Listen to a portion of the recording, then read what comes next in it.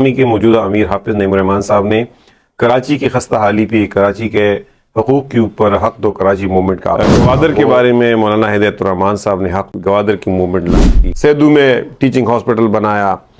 السلام علیکم ناظرین، فرنٹیئر ڈیجیٹل کے ساتھ میں ہوں انمول شراز۔ ناظرین، میرے ساتھ آج senior minister at time of Pervez Khattak کے ٹینیور میں جب وہ سی ایم تھے، عنایت اللہ خان صاحب موجود ہیں، جو کہ رہنما ہیں جماعت اسلامی کے، ساتھ ساتھ یہ ہیلتھ سیکٹر میں بھی اپنی سروسز سر انجام دے چکے ہیں، منسٹر رہ چکے ہیں ہیلتھ کے۔ ان سے ہم جانتے ہیں کہ جماعت اسلامی نے اب جو تحریک کا آغاز کیا ہے حق دو پشاور کو، اس کے متعلق کیا کہیں گے اور اس کی وجہ کیوں پیش آئی؟ السلام علیکم سر۔ جی علیہ السلام۔ سر، پہلے تو ہم شروعات اس سے کرتے ہیں کہ جماعت اسلامی نے حق دو پشاور تحریک کا آغاز کیا ہے، اس کی کیوں پیش آئی یہ ضرورت؟ دیکھیے، اس کی ایک ہسٹری بھی ہے اور بیک گراؤنڈ بھی ہے۔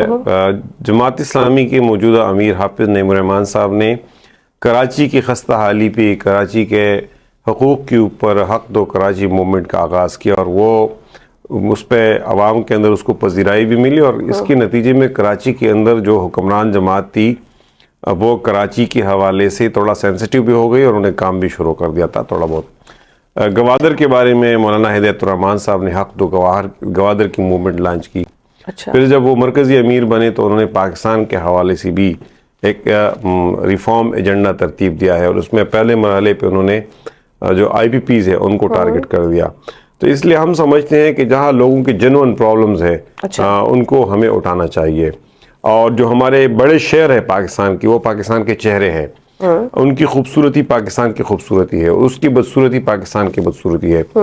خیبر پختونخوا کے اندر جو ہمارا تاریخی اور ہسٹوریکل شہر ہے وہ پشاور ہے، یعنی پشاور کی تاریخ کوئی 5000 سال پرانی ہے، لیکن پچھلی دنوں یہ دیکھ کے دل کو تکلیف ہوئی اور بہت زیادہ اس پہ افسوس اور پریشانی ہوئی کہ پشاور دنیا کا آلودہ ترین شہر ڈکلیئر کیا گیا۔ تو دیکھیے، پشاور جو ہے وہ پروونشل کیپٹل ہے، کے پی کا مرکز ہے، اور دنیا کے اندر جو پشتون کمیونٹی ہے ان کا ایک لحاظ سے مطلب نمائندہ شہر ہے، یعنی کراچی میں بھی بہت زیادہ ہے، لیکن کراچی بحیثیت مجموعی کراچی کے اندر پشتون کمیونٹی اکثریت میں تو نہیں ہے، بڑی تعداد ہے۔ اور پھر پشاور جو ہے کنٹینیوسلی کوئی 12-13 سال مسلسل یہاں پی ٹی آئی کی حکومت رہی، پی ٹی آئی کو یہاں ووٹ ملا ہے، اور اس کو این اے پی کے اور لوکل گورنمنٹ کے اندر مسلسل ووٹ ملے ہیں، لیکن اس کے باوجود پی ٹی آئی پشاور کے جو بنیادی مسائل ہیں ان کو حل کرنے میں ناکام رہی ہے۔ پشاور آلودہ ہی نہیں ہے، بدصورت ہی نہیں بن گیا ہے، پشاور کے اندر پانی کا مسئلہ ہے، یعنی پشاور کے اندر جو پانی کا پینے کا پانی اویلیبل ہے وہ صاف نہیں ہے، اور لوگوں کی ضرورتیں بھی پوری نہیں کر رہی ہے۔ پشاور کے اندر ایک بہت بڑا مسئلہ سیوریج اینڈ سینیٹیشن کا ہے۔ پشاور کے اندر جو بہت بڑا مسئلہ ہے وہ پشاور کے اندر جو سالڈ ویسٹ ہے اس کے ڈسپوزل کا ہے۔ پشاور کے اندر ایک بہت بڑا مسئلہ جو ہے وہ ٹریفک مینجمنٹ کا ہے، روڈز جو ہے ان کے مینٹین نہیں ہے۔ پشاور کے اندر ایک بہت بڑا مسئلہ یہ ہے کہ یہاں موبائل سنیچنگ ہوتی ہے، کار سنیچنگ ہوتی ہے، ٹارگٹ کلنگ ہوتی ہے، بطخوری ہوتی ہے۔ پشاور اس جدید دور کے اندر ایک محفوظ شہر نہیں ہے، سمارٹ سٹی نہیں ہے، محفوظ سٹی نہیں ہے، تو اس لیے پشاور جو ہے اس کو نظر انداز نہیں کیا جا سکتا ہے۔ اور پشاور کے ساتھیوں نے اور جماعت اسلامی کے پی سنٹر نے جو حق دو پشاور کا موومنٹ لانچ کیا ہے، میں سمجھتا ہوں انتہائی بروقت ہے، اور تمام خیبر پختونخوا کے لوگوں کو اس کا ساتھ دینا چاہیے، پشاور کے باسیوں کو اسپیشلی اس کا ساتھ دینا چاہیے۔ میں سمجھتا ہوں میڈیا کو بھی اس ایشو کو ہائی لائٹ کرنے میں جماعت اسلامی پشاور کا ساتھ دینا چاہیے۔ عنایت صاحب، یہ بتائیں کہ آپ ہیلتھ منسٹر بھی رہ چکے، آپ کے ٹائم میں ہیلتھ کی کیا صورتحال تھی، اور اگر اب ہم دیکھیں تو ہیلتھ سیکٹر کیسا ہے؟ دیکھیں، ہیلتھ سیکٹر جو ہے اس وقت ہم نے جو پلاننگ بنایا تھا اور جو ہم نے اس کی ایگزیکیوشن کی تھی، اس کو اگر آنے والی حکومتیں امپلیمنٹ کرتی تو ہیلتھ کے اندر انقلاب آتا۔ دیکھیں میں ایک بات بتاؤں جی، ہمارے صوبے کے اندر پشاور کے اندر یہ جو بڑی 3 ٹیچنگ ہاسپٹلز ہیں ان پہ پوری صوبے سے ایک لوڈ ہے، اس کے اوپر مریضوں کا فلو ہوتا ہے۔ اس کا حل ہم نے یہ ڈھونڈا تھا کہ پوری صوبے کے اندر اپنے ہاسپٹلز کی درجہ بندی کی. MMA کے دور میں جب میں ہیلتھ منسٹر تھا تو درجہ بندی کی. ہم نے 40 بیڈز کا ہاسپٹل جو ہے وہ بنوانی شروع کی. اس کو ہم نے کیٹیگری ڈی ہاسپٹل کا نام دیا. اچھا. وہ پھر اس کے بعد کیٹیگری سی ہاسپٹل تھی, 100 بیڈز کے ہاسپٹل تھے. پھر اس کے بعد کیٹیگری بی ہاسپٹل تھے, وہ 200 بیڈ کے ہاسپٹل تھے. پھر کیٹیگری اے ہاسپٹل تھے, یہ 300 بیڈز کے ہاسپٹل. اس کے بعد ٹرشری ہاسپٹلز, سیدو میں ٹیچنگ ہاسپٹل بنایا, ڈی آئی خان میں ٹیچنگ ہاسپٹل بنایا, بنو میں ٹیچنگ ہاسپٹل بنایا, کوہاٹ میں ٹیچنگ ہاسپٹل بنایا, مردان کے اندر MMC جو ہے اس کو بعد میں ANP کے حکومت نے ٹیچنگ ہاسپٹل کا درجہ دیا. یہ قاضی حسین احمد میڈیکل کمپلیکس ہے جو ہم نے شروع کیا.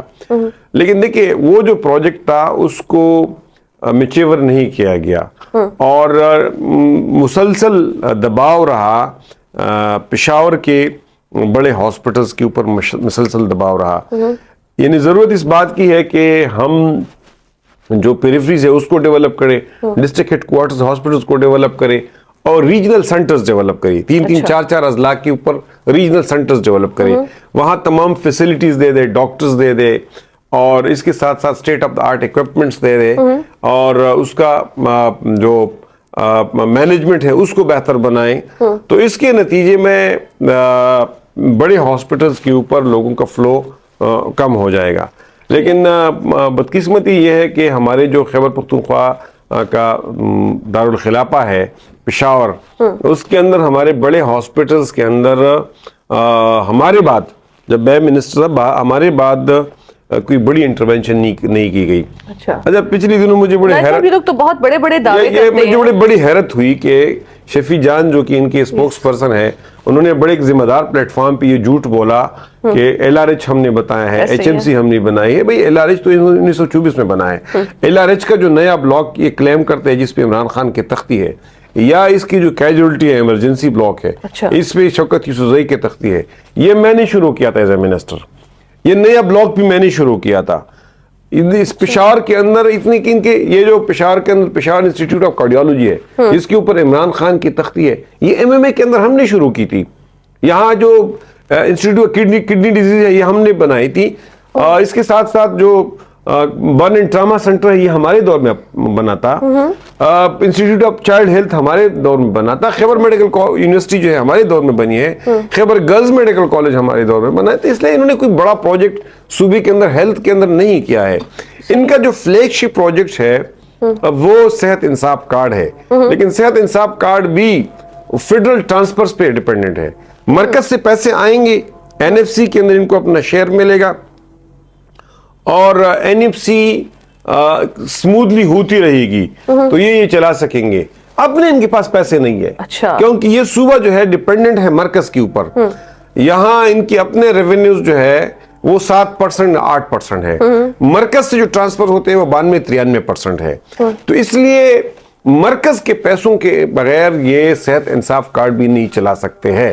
صحت انصاف کارڈ بیٹھ جائے گا. صحت انصاف کارڈ کے اندر کرپشن بھی ہے, لیکیجز بھی ہے, گوسٹ ٹریٹمنٹ بھی ہے, اس پہ آڈٹ پیری بھی آئے ہیں, رپورٹس بھی آئے ہیں. لیکن اس کے باوجود میں سمجھتا ہوں کہ اس قسم کی ایک حکومتی سطح پہ غریب لوگوں کی مدد کی ضرورت ہے.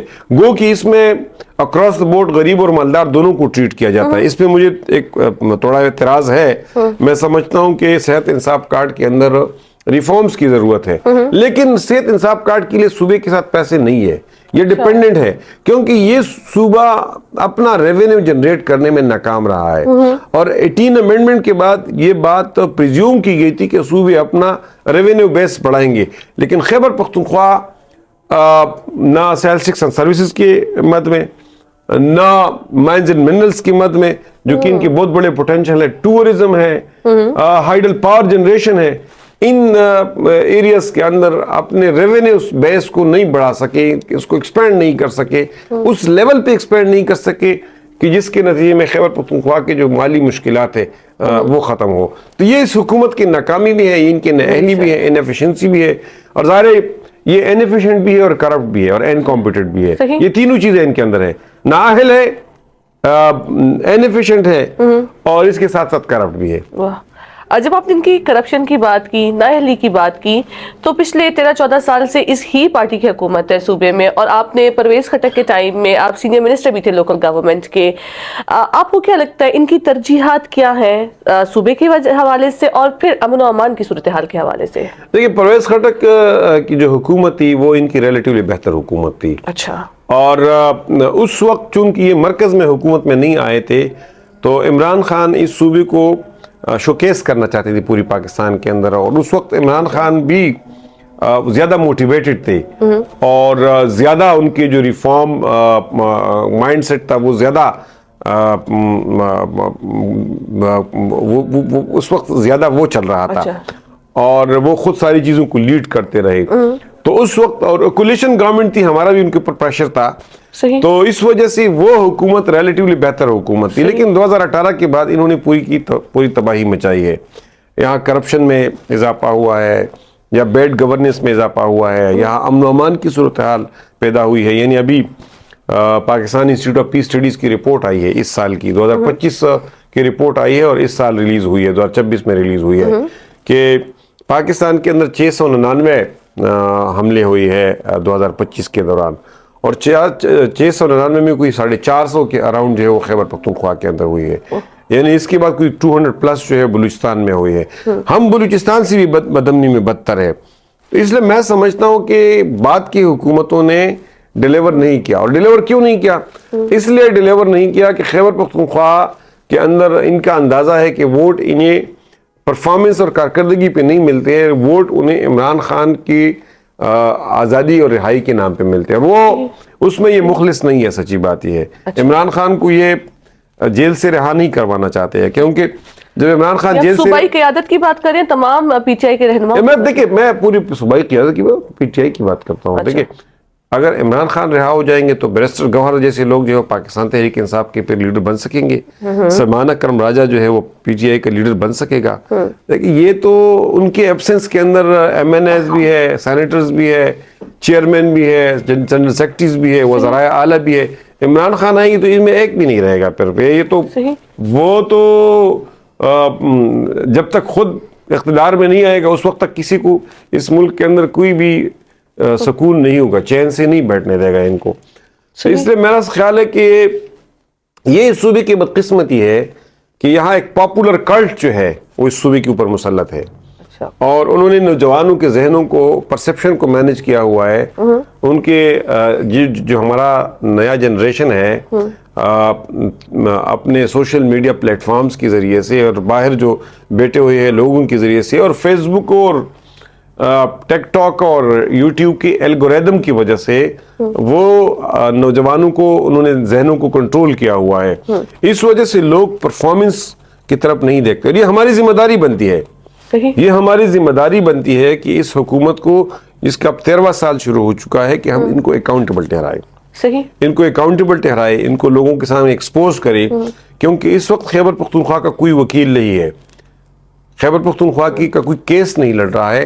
تو یہ جو حق دو پشاور ہے، یہ جماعت اسلامی بول رہی ہے تو اس وجہ سے بول رہی ہے کہ ہم چاہتے ہیں کہ اس صوبے کا کوئی وکیل تو بنے، کوئی پولیٹیکل پارٹی تو اس کو اون کرے. صحیح. جب آپ یہ بات کریں کہ صوبائی حکومت سیریس نہیں ہے، تو آپ کو کیا لگتا ہے کہ جو صوبائی حکومت اس کی ترجیحات میں کیا شامل ہے؟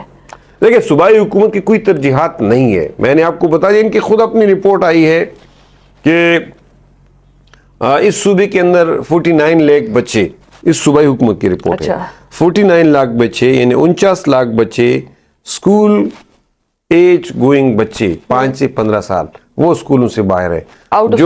جو کل بچوں کی اس ایج گروپ کے بچوں کی 37% آبادی ہے. اکنامک سروے پاکستان کے اندر پچھلے سال یہ فگر آئی تھی کہ پوری پاکستان کے اندر اگر لٹریسی ریٹ پنجاب میں 66 اور 68% ہے، سندھ میں 58 یا 60% ہے، تو خیبر پختونخوا میں 51% ہے. یہاں لٹریسی ریٹ سٹک ہے. یہاں اس صوبے کے اندر بدامنی جو ہے وہ عروج پہ ہے. یہاں گورننس کولیپس ہے. ڈیولپمنٹ جو ہے وہ سٹیگننٹ ہے. اور اس کے باوجود بھی ہے جو مطلب اس صوبے کے اندر ان کی یہ پرائیورٹی نہیں ہے، نہ امن و امان ان کی پرائیورٹی ہے، صحیح، نہ ایجوکیشن ان کی پرائیورٹی ہے، نہ ڈیولپمنٹ کی نہ ہیلتھ ان کی پرائیورٹی ہے. ان کی پرائیورٹیز جو ہے وہ اس ملک کے اندر پولرائزیشن کریٹ کر کے، تناؤ کریٹ کر کے، اور گالم گلوچ کا کلچر عام کر کے، نوجوانوں کو سوشل میڈیا کے ذریعے سے مینج کر کے اپنے جو اقتدار ہے اس کو دوام دینا، یہ ان کی پرائیورٹی ہے. صحیح. جب آپ نے نوجوانوں کی بات کی تو آخری میرا سوال یہ ہے کہ آپ کو لگتا ہے کہ اب بھی اس سب کارکردگی کے باوجود بھی نوجوان نسل ان کے ساتھ کھڑے ہیں؟ دیکھیں، نوجوان نسل کو ایجوکیٹ کرنے کی ضرورت ہے. دیکھیں 15 سال سے لے کے 30 سال کا بچہ جو کہ پاکستان کے اندر ان کی تعداد یعنی آپ 30 سال تک جائیں گے تو آلموسٹ 50% سے زیادہ ہے. اب یہ بچے جو ہے ان کو اگر ہم ایجوکیٹ نہیں کریں گے تو جس طریقے سے ہمارے ہاں بچوں کے ہاتھوں میں سمارٹ فون ہے، اب تو دنیا کے اندر اس کو ریوزٹ کیا جا رہا ہے، آسٹریلیا میں ریوزٹ کیا گیا، باقی ممالک کے اندر اس پہ ڈسکشن جاری ہے کہ 18 سال تک کے بچے کو تو سمارٹ فون دینا ہی نہیں چاہیے. وہ ان کی ذہنی صحت کو تباہ کر رہا ہے، وہ ان کو شارٹ ٹیمپرڈ بنا رہا ہے، وہ ان کی جسمانی صحت کو تباہ کر رہا ہے، وہ ان کو وائلنٹ بنا رہا ہے، وہ ان کو ایک خیالی دنیا کے اندر، ورچوئل ورلڈ کے اندر وہ جی رہے ہیں. اس پہ تو باقاعدہ رپورٹس آئی ہے، تھنک ٹینکس کی سٹڈیز آئی ہیں کہ ہمارا یہ جنریشن جو ہے اس وجہ سے تباہی کی دانے ہے. تو اس لیے اس کا غلط استعمال کر کے ان کو مینیج کیا جاتا ہے. تو میرا خیال ہے ہمیں ان پلیٹ فارم کا کوئی افیکٹو استعمال کرنا چاہیے اور اپنے بچوں کو پازیٹیولی ایجوکیٹ کرنا چاہیے اور ان کی تربیت کرنی چاہیے. ہمیں بچوں کو گالیاں نہیں سکھانی چاہیے، ہمیں بچوں کو پولرائزیشن اور تناؤ کی طرف نہیں لے جانا چاہیے. ہمیں اپنے بچوں کو بتانا چاہیے کہ آپ کا مستقبل فیس بک اور ٹک ٹاک اور یوٹیوب پہ گالیاں دینا نہیں ہے. آپ اپنی سکلز کو امپروو کریں، ان پلیٹ فارمز کو استعمال کر کے اس ملک کے لیے زر مبادلہ کمائیں اپنے لیے. پاکستان کے نوجوانوں کے اندر بہت بڑی صلاحیت ہے. آپ کو دیکھ پاکستان جو ہے ان ٹاپ 4 ممالک میں ہے جو فری لانسنگ میں آگے جا رہا ہے. پاکستان نے پچھلے سال $400 ملین کا زر مبادلہ ہماری فری لانسرز نے اس ملک کے لیے اٹریکٹ کیا ہوا ہے. تو اگر ہم ان بچوں کی ان صلاحیتوں کو کہ جو ان سمارٹ فون کی پلیٹ فارمز پہ یا اپنے آئی پیڈز اور لیپ ٹاپس اور یہ ٹیکنالوجی کے ذریعے سے جو ان پلیٹ فارمز پہ بیزی ہے، ان کو اگر ہم سکلز ان کو اپسکیل کریں گے، ان کو ہنر دیں گے، ان کو ان پلیٹ فارمز کے اندر فیسلٹیز دیں گے، تو میرا خیال ہے کہ یہ بچے جو ہے پاکستان کا بنیادی جو معاشی مسئلہ ہے وہ حل کر سکتے ہیں.